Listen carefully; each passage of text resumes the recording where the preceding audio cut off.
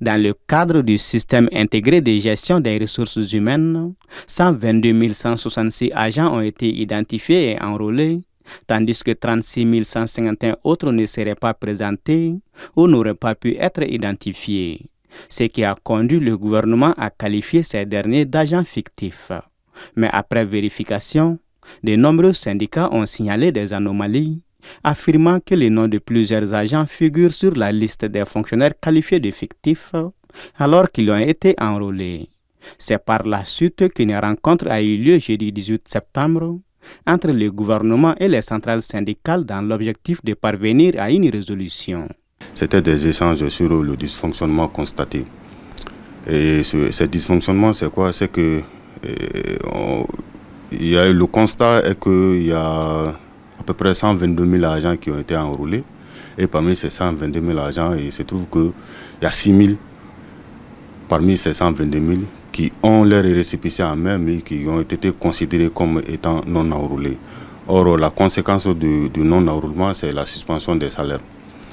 Bon, cet état de fait a causé beaucoup de tort aux travailleurs parce que s'entend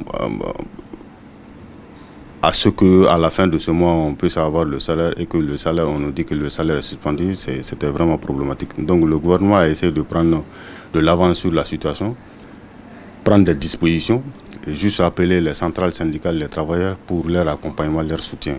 À l'issue de ces échanges, un accord a été trouvé entre le gouvernement et les syndicats portant sur la suspension partielle de la mesure gouvernementale. D'abord, la suspension des salaires, ça c'est pour les 6 000, c'est annulé. Tous les travailleurs, les 122 000 et quelques enrôlés, auront leur salaire à la fin de ce mois, c'est-à-dire à la fin du mois de septembre. 1. 2.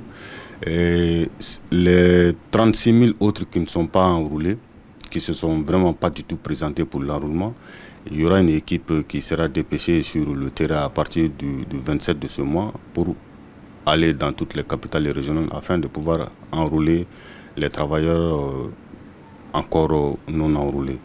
Et ils ont demandé à ce niveau l'accompagnement des centrales syndicales pour permettre à ce que l'enrôlement puisse se faire au bout des 3 mois de grâce donnés par le président de la République.